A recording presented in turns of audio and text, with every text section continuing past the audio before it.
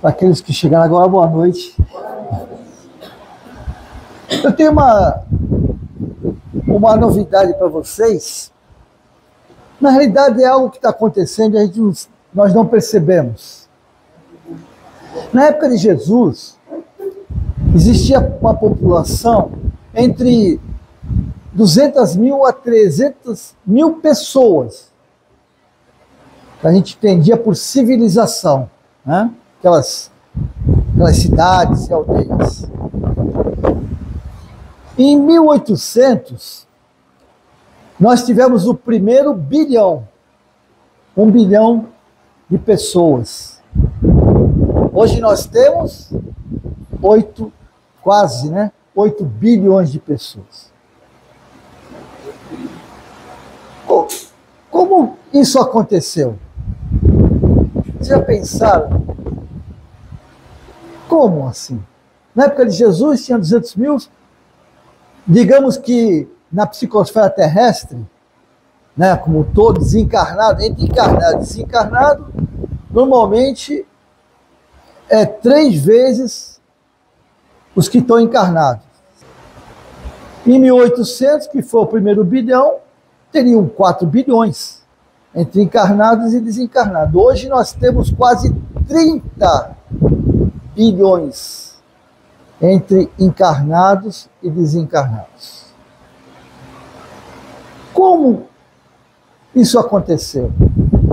É evidente, nós sabemos que Deus cria o tempo todo, né? O tempo todo espíritos são criados, mas para que a gente possa chegar na forma hominal, nós precisamos de milhares de anos, porque sabemos que passamos em várias fases. O mineral, que é o átomo, o vegetal, o animal e o hominal. E depois do hominal, o homem sapiens sapiens, porque na parte hominal, onde a gente se ergue, quando foi nos primatas, onde nós nos erguemos e começamos a fase da razão, isso levou milhões de anos. Milhões e mais milhões de anos. Agora, o homem na Terra, ele não tem, nesse período onde nós nos erguemos, nós não temos milhões de anos, nós temos milhares. Na época de Jesus, por exemplo, estamos fazendo mais de 2000 anos. O que está acontecendo são 2 fenômenos. Primeiro, espíritos de outros planetas estão encarnando na Terra. Vocês já ouviram falar que Jesus nos disse que há muitas moradas na casa de meu Pai. E o livro dos Espíritos diz que todo o universo é povoado por espíritos. Então, a vida em todo o universo. Então, isso quer dizer que está havendo um intercâmbio entre espíritos de outro planeta e a Terra. Esse fenômeno já vem acontecendo desde a época primitiva. Porque na época primitiva, quando o homem, né, começou a desfrutar da razão, na época Cro-Magno, boa noite, os Neandertais, aquela época, os capelinos, não sei se já ouviram falar, os exilados de Capela, espíritos que estavam na mesma situação que nós estamos hoje, espíritos que estavam passando do período de provas e expiações para um processo regenerativo.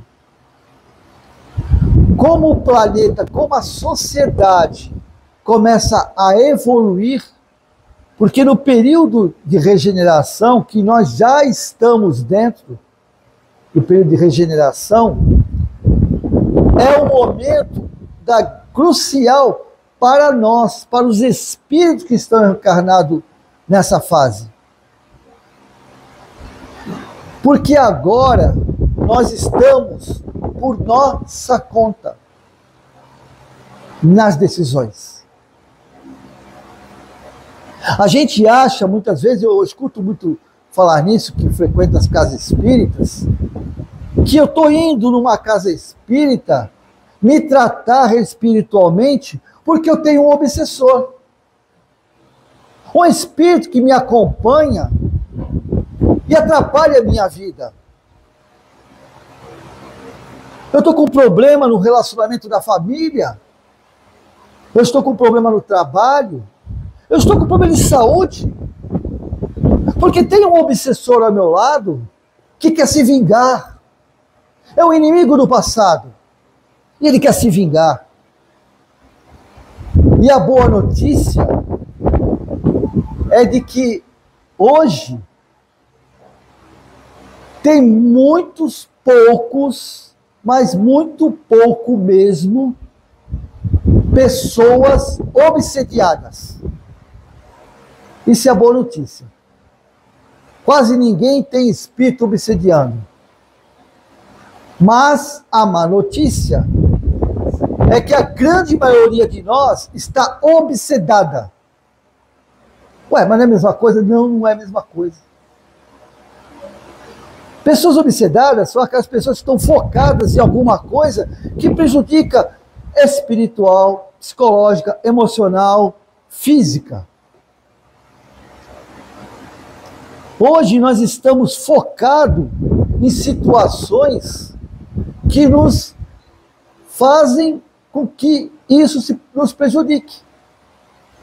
Porque vamos pensar, se na época de Jesus tinha 200, no planeta, né, tinha 600 mil, 500, 600 mil espíritos, e em 1800 tinha 4 bilhões, que seja, né? 3 bilhões, 4 bilhões. E hoje nós temos 24 a 27 bilhões de espíritos. Os umbrais estão vazios. Na fase da regeneração, os umbrais estão se esvaziando. Porque o que está acontecendo é que, como nós, a sociedade, a gente fala transição planetária, né? Mas na realidade é transição societária. Porque o planeta, ele vive normalmente, ele continua tendo as suas monções, né? Que são as tempestades, a fotossíntese, os maremotos, os terremotos, não tem nada a ver com a gente, não. Eu escuto muito dizer assim, quando tem uma catástrofe muito cruel, como no Japão, né, na Indonésia, os maremotos que mataram milhares de pessoas, eu escuto muito ouvir assim, eu vejo na internet assim, Jesus está voltando. Como se Jesus tivesse nos deixado. Nós podemos ter deixado ele, mas ele nunca nos deixou. E outra coisa, não tem lógica achar que Jesus esteja se vingando de nós, mandando terremoto, maremoto, porque a gente não obedece ele. Porque nós estamos fazendo coisas ruins. Porque estamos governando mal, porque estamos em guerra, estamos em conflito. E sabe o que isso acaba fazendo conosco? Nos acomodando. Porque o problema não é meu. A guerra da Ucrânia com a Rússia não é problema meu. A guerra de Israel, Talibã e com o Hamas, não é problema meu. E Jesus, quando chegar, ele vai destruir este povo que vive em guerra, em conflito, vai destruir a vida dos criminosos, dos pedófilos, dos governantes egoístas, gananciosos, mas eu vou sair impune. Comigo não vai acontecer nada, porque eu sou do bem, eu não roubo, eu não mato, não sou desonesto, sou um cara bacana, eu vou no centro espírita, eu dou palestra, né? Eu sou médium, trabalho no centro, oro quando acordo, oro quando durmo, e se tiver um intervalo eu oro também. Mas tem um detalhe muito grande. Todos nós, sem exceção, quando pensamos, quando raciocinamos, quando falamos aquilo que sentimos, quando pensamos aquilo que não temos a coragem de dizer, nós estamos emanando energia. Vocês já ouviram falar que o pensamento tem poder, né? Já ouviram falar isso? Não é o pensamento que tem poder. O que tem poder é meu sentimento. O que tem poder não é a palavra. A gente muitas vezes fala, não, a palavra tem poder. A gente tem aquelas, nas redes sociais, aqueles facilitadores, né, aqueles mentores que dizem assim, acorde de manhã e fala, eu sou próspero, eu sou demais, eu sou não sei o quê. Pense numa casa que você já consegue. Eu concordo plenamente com eles sobre isso. Porque tudo aquilo que nós queremos, agora vamos prestar bem atenção no que eu vou dizer. Tudo o que queremos, o universo já está moldado. O universo vai conspirar para eu conquistar. Isso Emmanuel já nos fala. É uma realidade. Quando Jesus fala assim, vós sois deuses, pode fazer o que eu faço e muito mais, ele quis dizer que nós somos co-criadores. Quando eu penso, o pensamento é uma energia que ora é forma, eu construo a minha volta, e ora é energia. Então quer dizer o seguinte, quando eu penso, eu construo no universo aquilo que eu quero. E a energia vai de encontro em busca daquilo que eu quero. O que eu quero dizer com isso? Quando eu quero prejudicar alguém, eu monto a estratégia de prejudicar. Ela fica se moldando. E o universo está absorvendo, porque existe uma coisa à nossa volta chamado egrégora. Egrégora é um campo de energia. Digamos que é um armário onde você guarda ali as coisas que você quer utilizar. O cara que é professor guarda caderno, o médico guarda livro, o dentista guarda as ferramentas. É a mesma coisa, gente. A gente guarda a nossa intenção nessa egrégora, nesses campos morfogenéticos. A gente guarda lá. Então, quando eu quero prejudicar alguém, eu crio o pensamento, eu crio uma forma e coloco lá para mim criar a minha estratégia. E aí, a minha vontade é a energia.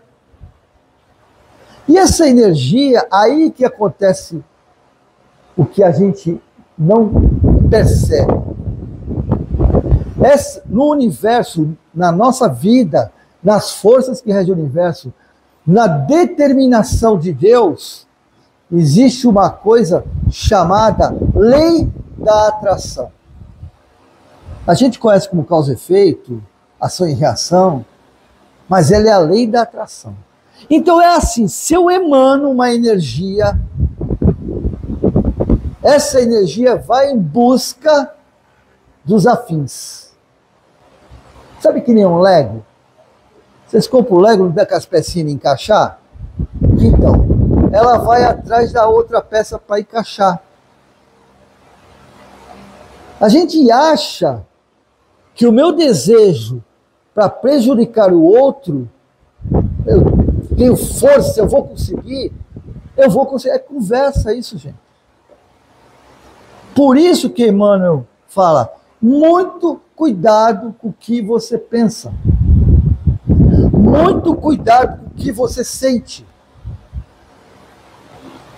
Porque você pode, como falou Shakespeare, você pode estar tomando veneno achando que o outro vai morrer. O que está acontecendo conosco hoje é que, primeiro, nós estamos nos abandonando. Isso é normal, é a prova, é o momento de regeneração. Nós estamos nos libertando da prova e expiação, estamos na regeneração. Nós estamos tendo uma trégua desses adversários que nós temos.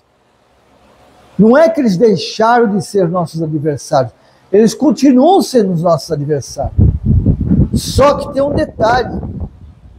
O que foi feito é assim, ó, dá um tempo, vai cuidar da sua vida, depois você se acerta, vai cuidar da sua vida e assim por diante. E para que nós tomemos a decisão. Por isso que existe toda essa turbulência, aonde coisas absurdas, normose, né, como a gente costuma dizer, que normose é aquelas coisas que parecem normal, mas não são normal, elas só são atitudes que todo mundo está fazendo e diz assim, isso é normal. Não, não é normal, é uma normose. Mas de quem é a decisão de acompanhar isso? Não sou eu, é do Newton Júnior, é pessoal.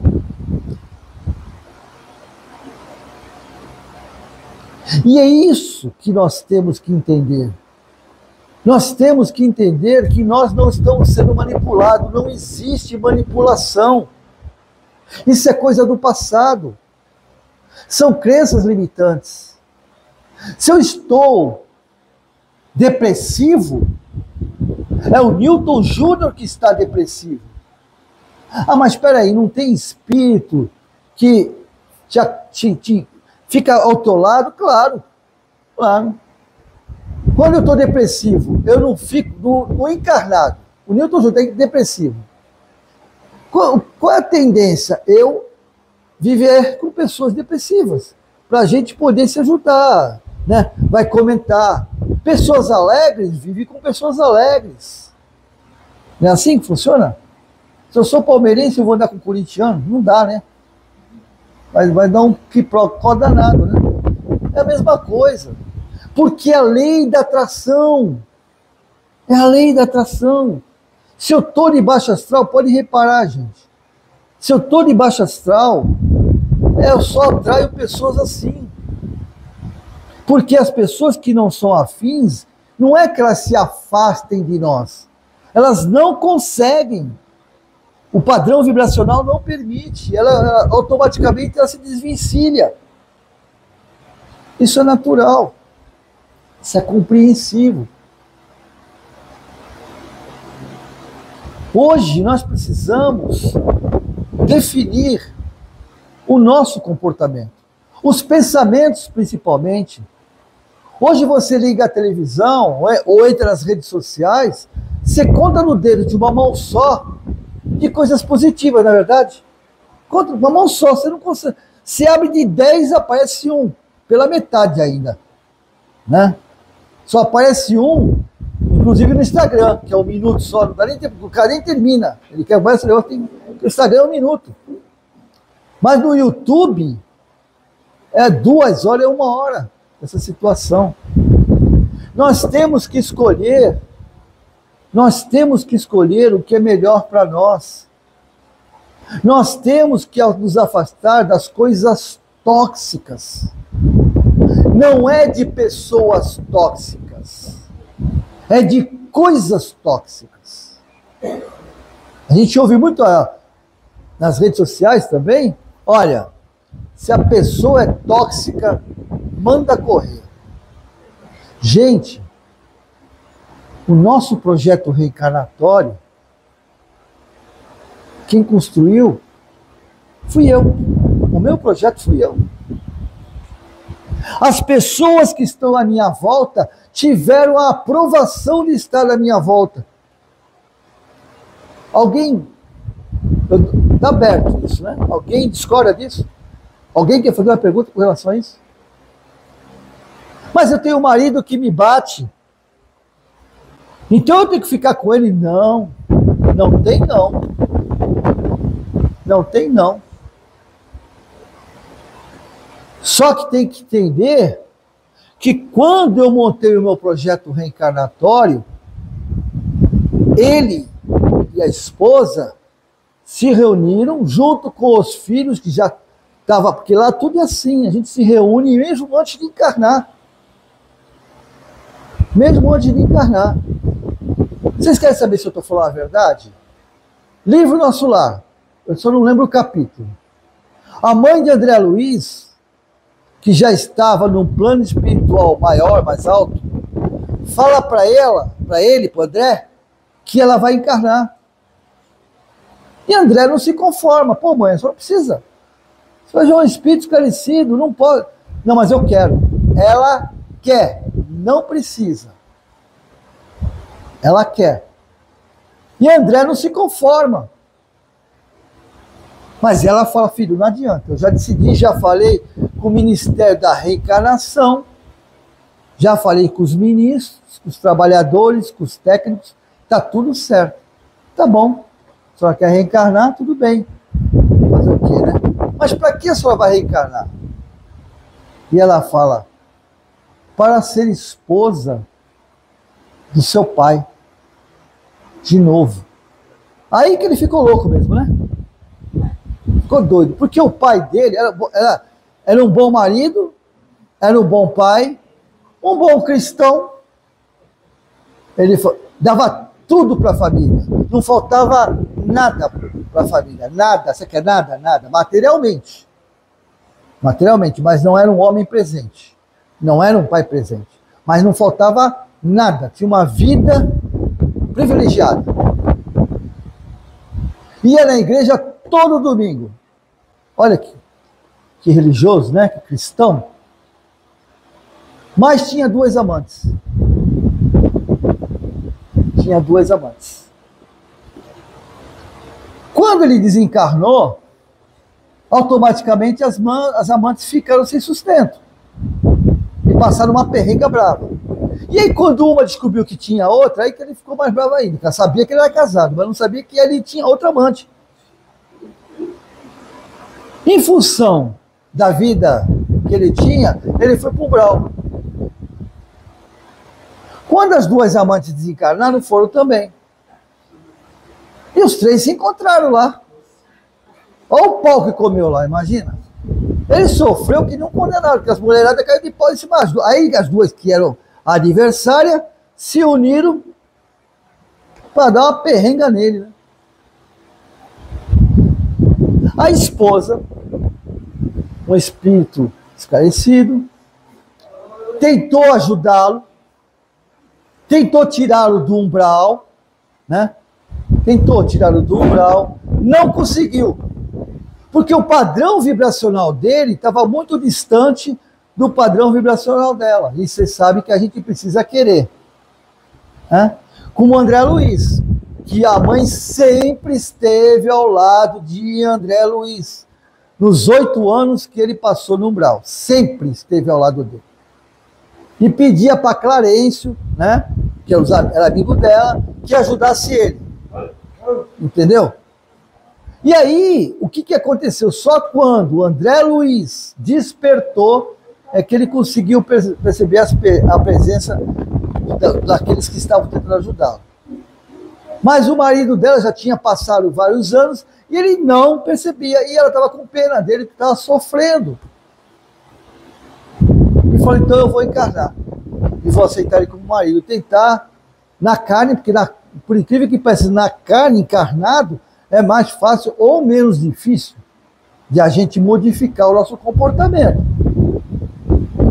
Aí André, aquela conversa, pô, mas não tentou Filho, não adianta, meu projeto já está montado. Tá bom, mãe. Tá bom. A senhora quer, o que eu vou fazer, né? Não posso fazer nada. Não, mas não acabou. Tem mais, mãe? Tem mais, filho. Senta. Senta. Tá vendo em pé? Senta. Senta que agora você... O que foi? O que aconteceu? As duas amantes serão nossas filhas. Aí chamaram o enfermeiro para dar um calmante no André Luiz, né? Botaram oxigênio. Brincadeira, isso é por minha conta. Gente, imagina essa família. Hã? Vamos fazer uma avaliação psicológica aqui? O marido vai reencarnar, porque a gente não lembra, né? Vocês lembram da encarnação passada? Alguém aqui lembra? Levanta a mão. Ninguém lembra? Graças a Deus. Graças a Deus. Eu sou psicanalista e faço terapia de vidas passadas, mas eu não aconselho ninguém. Ninguém. Até mesmo eu, quando eu fiz o curso, né, eu fui obrigado a fazer para ir na metade, porque eu não consegui continuar. Muitas pessoas me procuram, né, para fazer a regressão e tal. Eu faço regressão até o útero. Do útero para lá, só se for uma doença muito grave, um caso muito grave, mas eu não faço. Porque se já está difícil, concorda comigo? Eu sei que aqui ninguém tem problema. Tenho certeza, né? Aqui ninguém tem problema, não está nem entendendo o que eu estou falando, né? Porque não sabe o que é problema.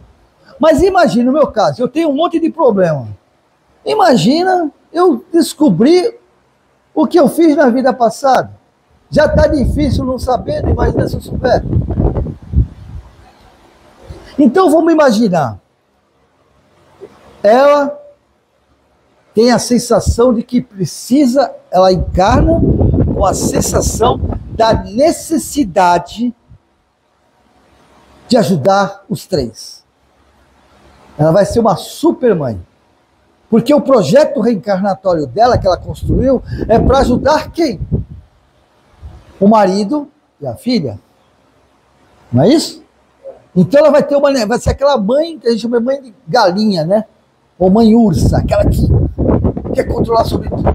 Ela se torna uma controladora. Possessiva, às vezes. Mas, tem sempre o mais, né? Quem é a pessoa mais importante do universo? Para você, quem é? Não tem ideia? Quem sabe? Hã? A pessoa mais importante do universo é você. É você. É você e é você. Isso é que é difícil para nós entender. A pessoa mais importante do universo por Newton Júnior é o Newton Júnior. E eu não estou falando de egoísmo não. Eu estou falando de consciência. Porque é assim, para quem você encarnou? Para quem que você encarnou? Para quem? Para quem eu encarnei? Eu encarnei para quem? Eu fui lá, estou lá no mundo espiritual, vou preparar um projeto reencarnatório. Eu vou preparar um projeto reencarnatório para quem? Não é para mim? Não é para mim? A mãe dele, a mãe de André Luiz, o que ela fez? Quem é a responsável pelo projeto? Não é ela. Não foi ela que decidiu que vai encarnar com o marido, com a esposa, e assim por diante. Então, ela é a pessoa mais importante. Porque é ela que vai decidir as situações para que a coisa dê certo.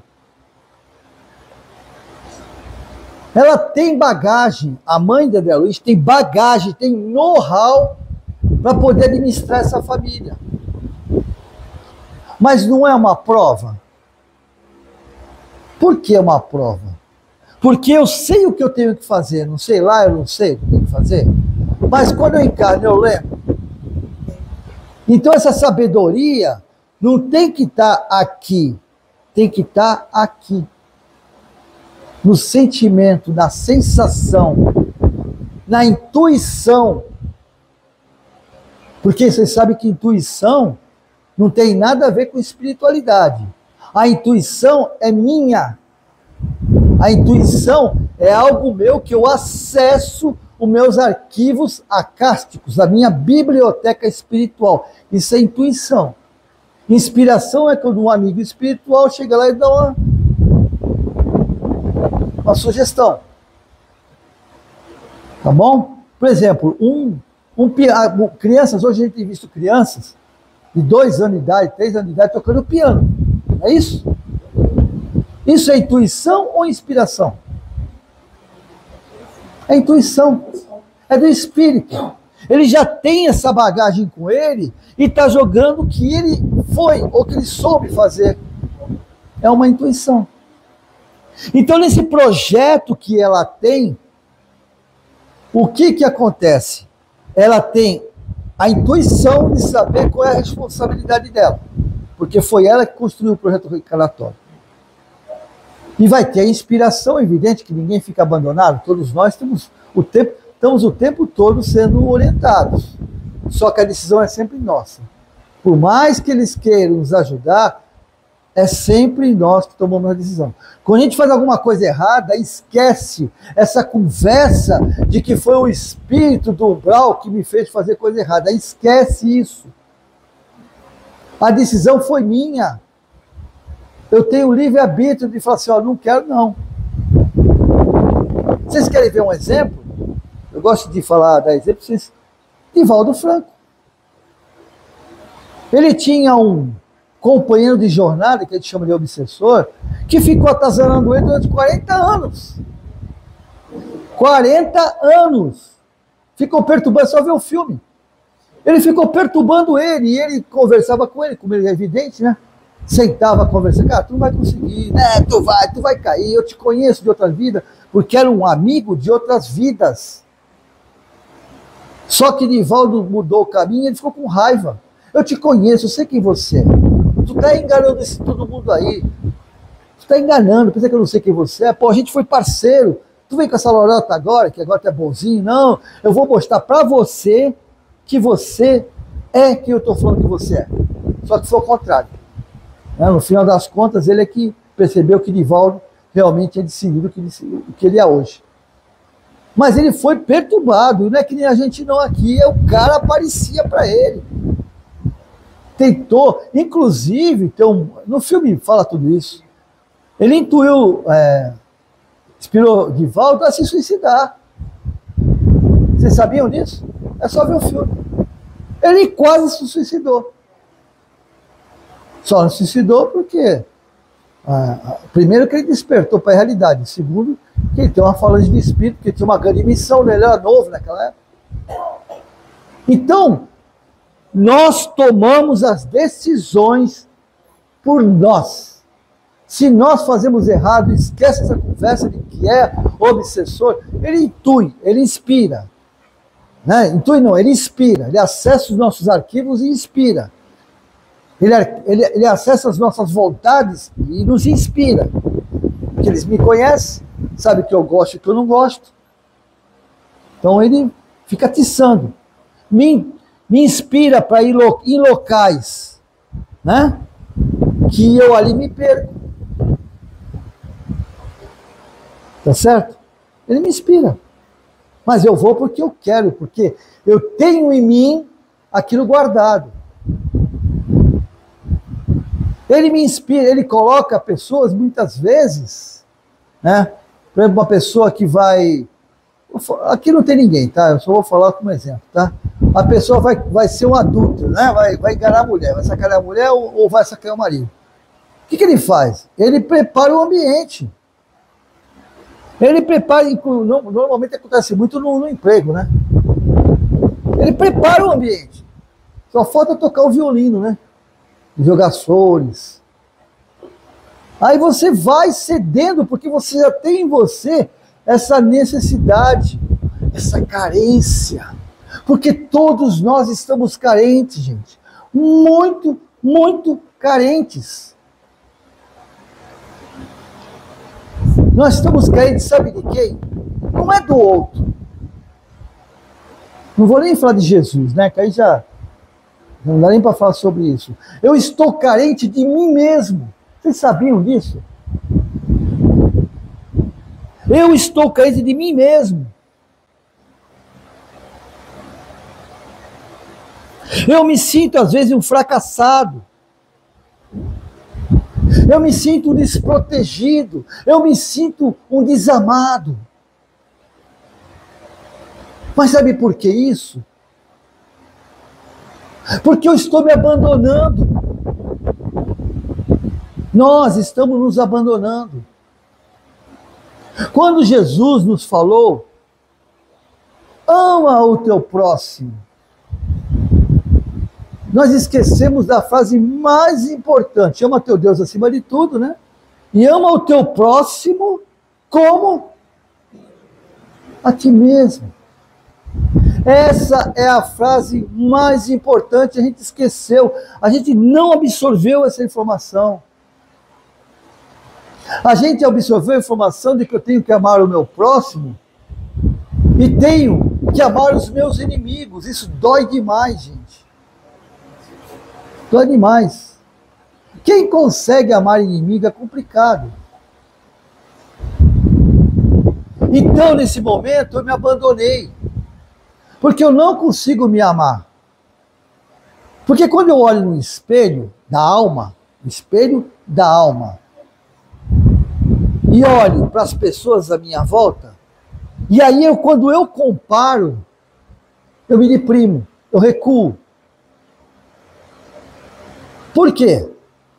Porque o cara, que é o símbolo da masculinidade, é alto, um deus romano, né? É alto e tem tanquinho, né? Eu olho para o cara, eu tenho um ofurô aqui. Então já me menosprezo, né? A mulher tem aquelas mulheres de, né, cabelo, corpo, e ainda por cima sai de dentro de uma Ferrari. Aí você pega aquele ônibus, né, lotado, um dia de calor, suando, né? Então o nosso problema é o estereótipo. A gente esquece de olhar que nós somos pessoas maravilhosas.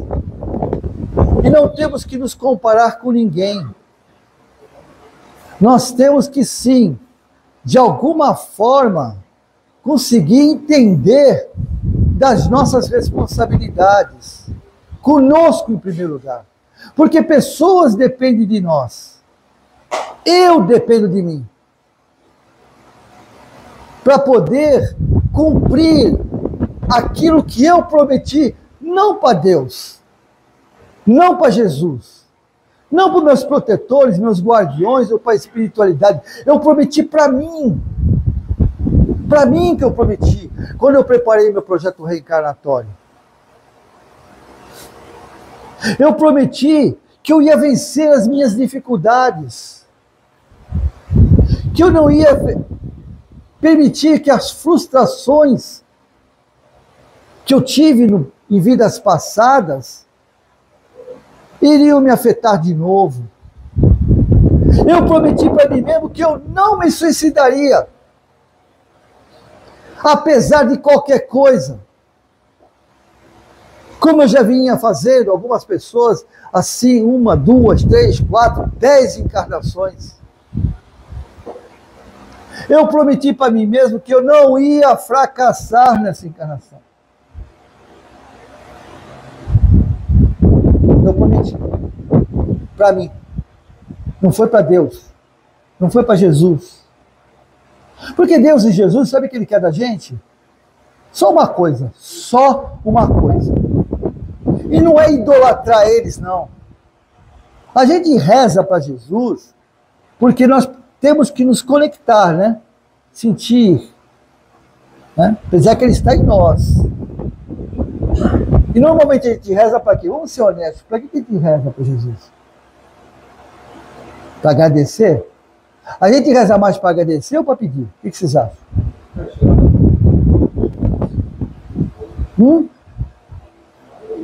Porque quando está tudo bem, alguém lembra? E olha, eu vou dizer para vocês. Estou falando para nós, tá? Quando eu falo vocês, é para nós. Estou me ouvindo. Vocês sabem o que é gratidão? Alguém sabe o que é gratidão? Eu ainda não sei. Sabe por quê?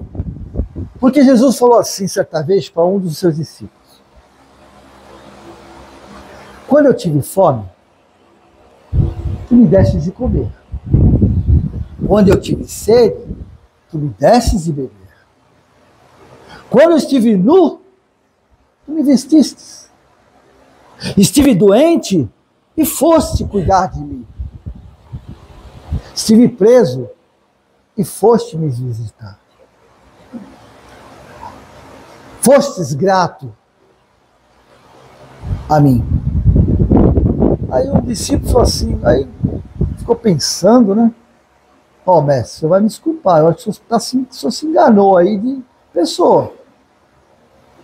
Com certeza. Quando é que eu fiz isso por você? Porque eu não lembro. Aí ele disse assim, quando fizestes por um dos meus. A gente agradece quando a gente dá para o outro aquilo que nós recebemos. E eu não estou falando de coisas materiais, não, porque eu vou dizer uma coisa para você. Eu aprendi isso com experiência própria, que as pessoas pedem na rua, evidente, né? Estão com fome, situação de rua, estão com fome, estão com frio. Mas se você parar um minutinho com essa pessoa, 2 minutos, e conversar com ela, ouvir ela, ela vai ficar muito mais feliz e satisfeita do que você desse dinheiro para ela. Porque se nós, que somos nós, já nos sentimos muitas vezes rejeitados, né? Mal amados, e tem pessoas que normalmente estão numa multidão e ainda se sentem solitários, né? Por isso que entra em depressão, porque acham que estão abandonados. Tá? Todo mundo se preocupando com ele, mas ele se sente abandonado, porque ainda falta, é um buraco, é uma panela com um buraco enorme. Por mais que você enche, ela nunca vai ficar cheia, está sempre esvaziando. Ela não tampona aquele buraco, porque há algo nela que cria o vazio existencial. Mas essas pessoas é tão pouco que você pode dar. Um olhar, um bom dia, uma boa tarde, uma boa noite, tudo bem com você? Para eles se sentirem parte da sociedade, que acham que não são. Então, quando a gente faz isso, automaticamente nós estamos agradecendo a Jesus. Maria Teresa, certa vez, respondendo a um repórter mal intencionado, perguntou para ela, a senhora conversa com Deus? Converso. Ele ouve? Ouve, claro que ouve. O que a senhora fala para ele? Eu não digo nada. Não digo nada. Simplesmente auxilio, sem dizer nada. Aí o Spot dá uma risadinha de lado, aquela risadinha irônica, né? É mesmo? E o que ele lhe diz? Ele não diz nada. Ele simplesmente me auxilia. É isso que acontece conosco. E quando eu falo de auxiliar, a gente pensa logo em caridade, né? Mas sabe o que é auxiliar? É o problema que todos nós temos. Quando existe um conflito dentro da família,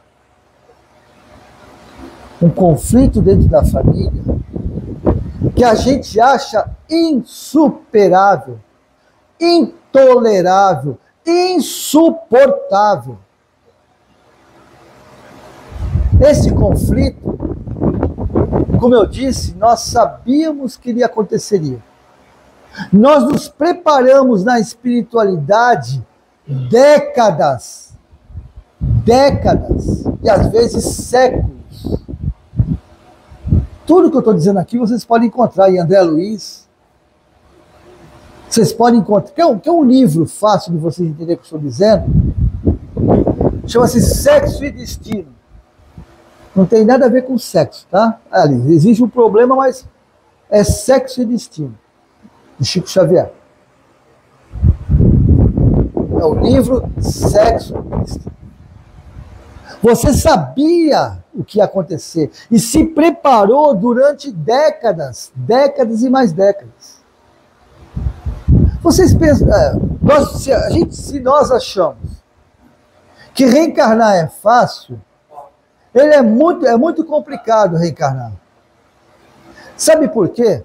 Nesses conflitos familiares, na qual eu faço parte desse conflito, eu imploro para o meu pai e para a minha mãe de me aceitar como filho, porque eu tenho atrito com eles.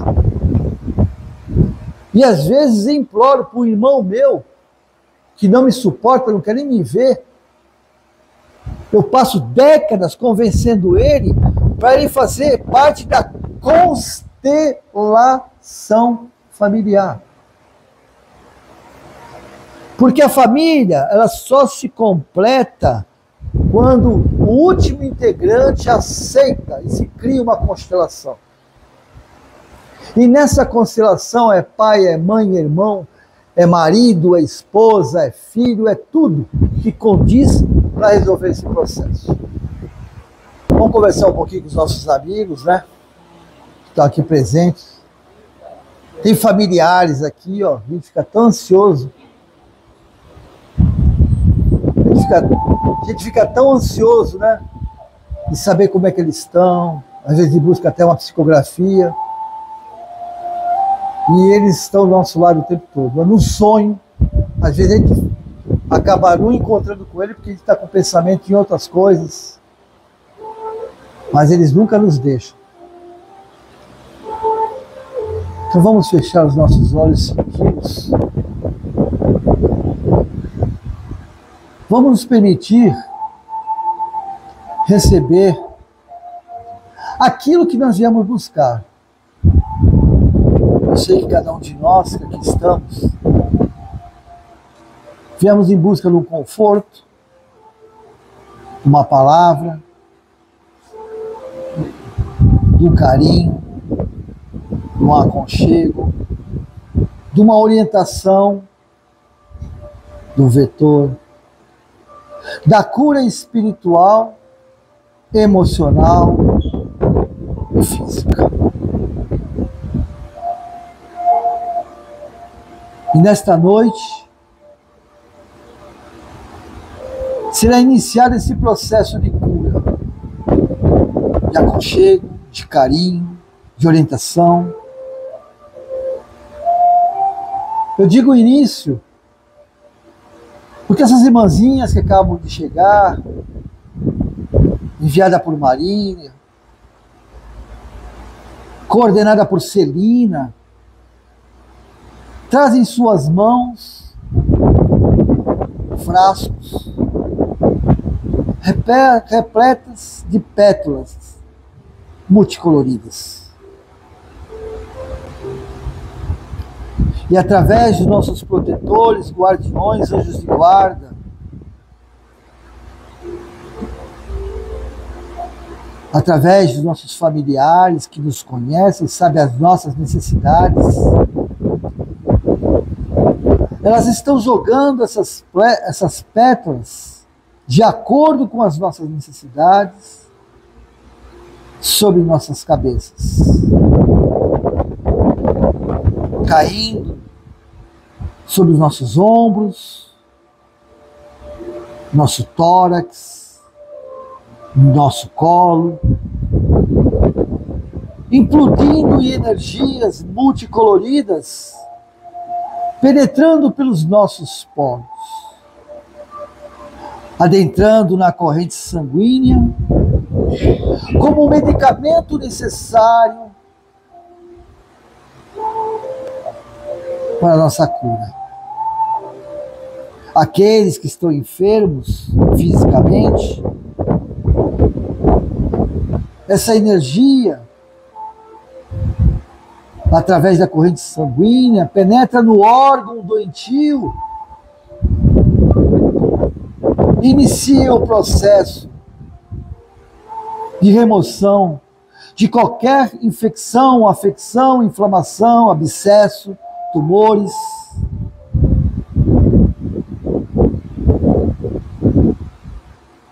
Para a área emocional,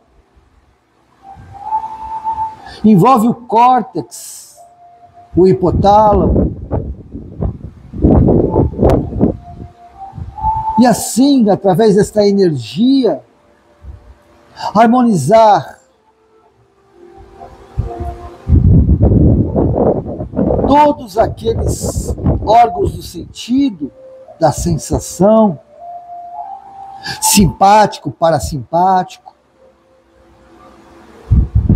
fazendo que toda a tensão, estresse, toxinas que provocam ansiedade possam ser diluída, pulverizada, desintegrada, e seu plasma levado para o universo, para locais de ressignificação.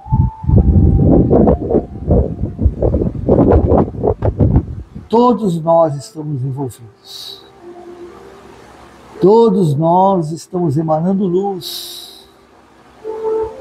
Se pudéssemos ver as nossas células, trilhões de células que compõem o nosso corpo, completamente iluminado. Octamilhões, 7 octamilhões de átomos que energizam o nosso corpo, vitalizado, harmonizado. Nossos campos de força,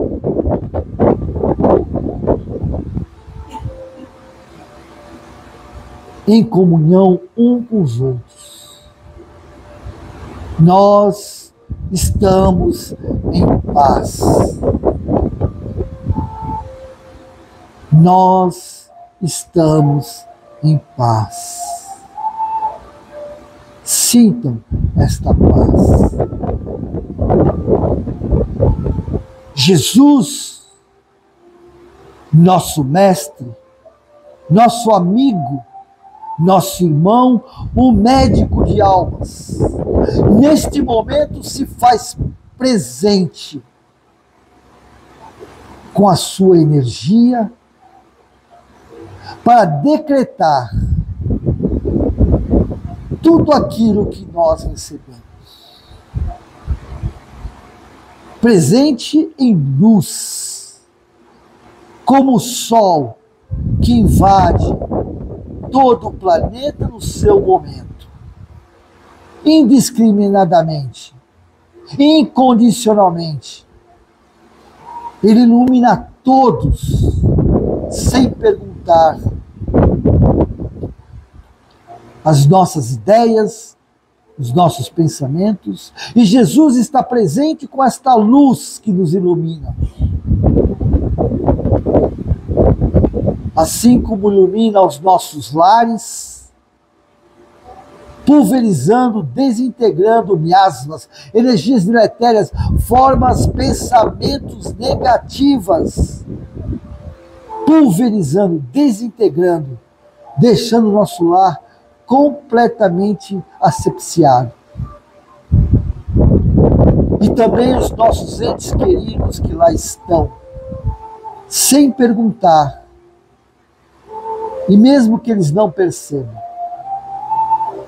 Nossos animais, nossas plantas também estão sendo tratados. Nosso lar está todo iluminado. As nossas águas estão magnetizadas, seja a do reservatório, seja aquelas que a gente coloca na geladeira, seja dos filtros. porque os enviados de Jesus, os irmãozinhos magnetizadores, estão cumprindo o que é determinado.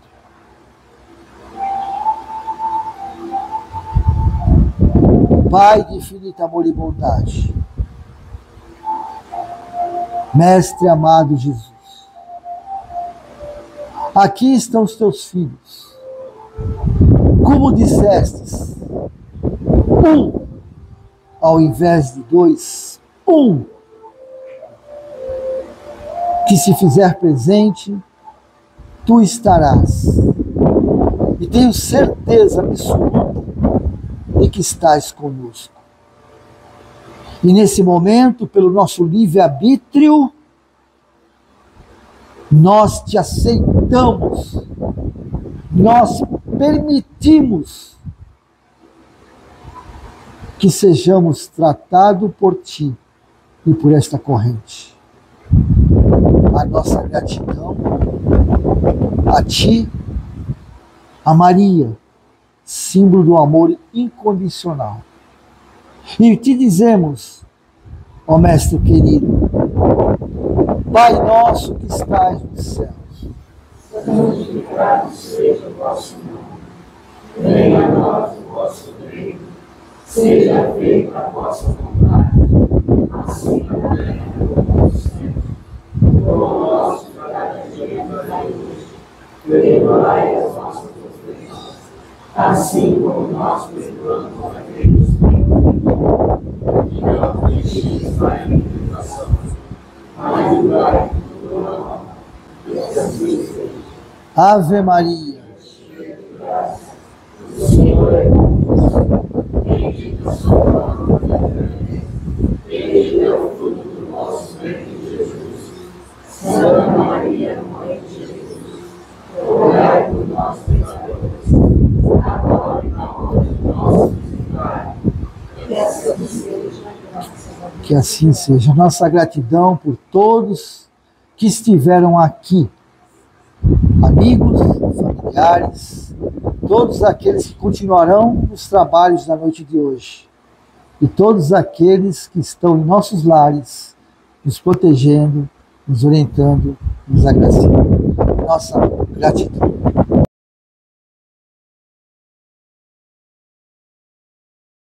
Não esqueça de se inscrever e ao final de deixar o gostei ou não gostei. Vamos.